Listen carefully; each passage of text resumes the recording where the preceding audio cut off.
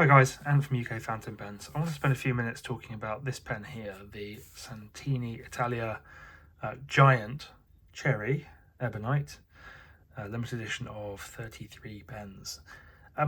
This pen is the second Santini I have ever owned.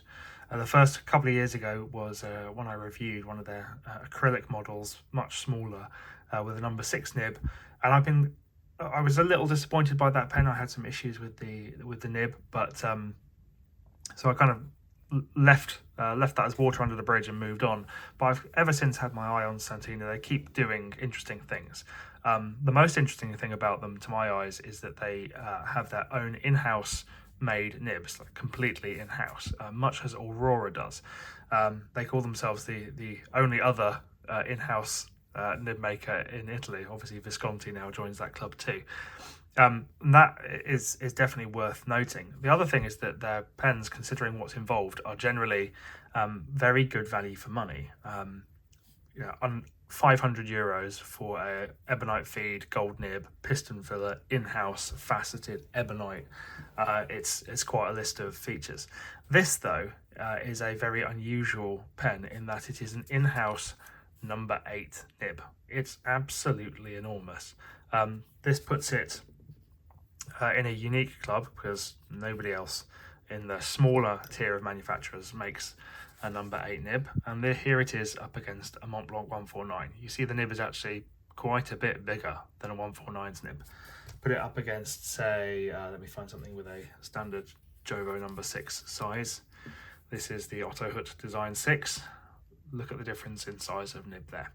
I'm not a number 8 or bigger nib addict. I do like a big nib. That's why I've got, for instance, the King of Pen here. Again, you can see the size of the whole pen is considerably bigger. It's not the only thing I look for in a pen, and I don't necessarily think bigger is better when it comes to nibs. But it's interesting that Santini will go off and from scratch come up with a completely new design, their own feed, their own nib, their own imprint. It's bi-colored. So that's a pretty interesting innovation in the pen market, and this pen comes in somewhere like 600, 700 euros, can't quite remember. But for that, you not only get that giant nib, but this band here is custom made and hand enameled. Those black rings are enamel filled. The ebonite is a gorgeous cherry. There's extra rings of detailing here. This one has got a coined edge, and it's a piston filler with a ratcheting piston. Again, more enamel work on this keyed cap band here, and the trim is all sterling silver. There is a roller on this inset clip. There's more trim rings here. There is a lot of work that's gone into this pen. It also comes in a box that is bigger than a shoebox with plates of made in Italy screwed on all sides. They've really gone big in all respects here. So you get a lot for your money. And actually, I am very, very impressed by this pen, not just because of the specs, but because of the execution. The polish is fantastic. The fit and finish, and when you run your fingers over the different elements, it all fits together great. The threads are really good, and the cap comes off very quickly as well. Let's just check exactly how many. One and a half turns. Fabulous. The piston gets a good fill. I have been using this pen a lot. I've not had to refill it from its first fill. And everything lines up and just looks great. It's a really professionally produced pen. Like the enamel lines are fabulous. The pen is enormous, as you just saw in the size comparisons, and yet the balance point is exactly halfway down the pen. It's not that heavy. I haven't actually put it on the scales, but I would say something like 30 grams.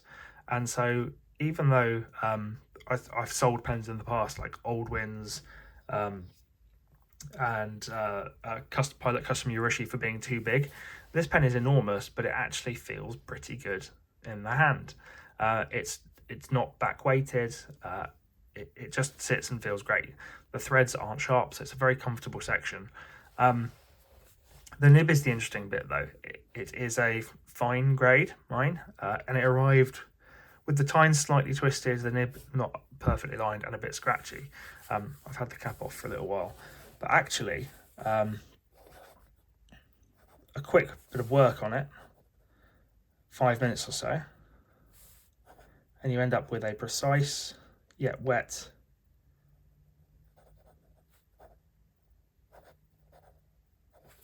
writing experience where this is not a flex nib, but without much pressure at all, you can get quite a lot of line variation. There's no burping, it keeps up well. I actually really enjoy this writing experience. It's got a bit of feedback, even after I've smoothed it a bit, but I have no complaints about this. Actually, it's become one of the pens I've enjoyed most in the past few weeks since I've owned it. The nib doesn't dry out when it's capped. The clip is fierce, so if you do manage to find a pocket this deep, it will stay put. So I like this pen a lot, actually.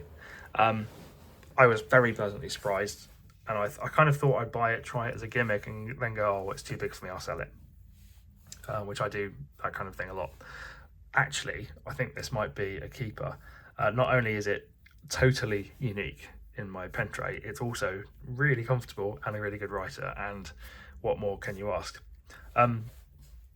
This seems to be a regular addition to the Santini lineup now. This particular version, like I said, is an edition of 33, but there's more versions in ebonite and acrylic being released, and I'm really glad that this is on the market. It was a breath of fresh air.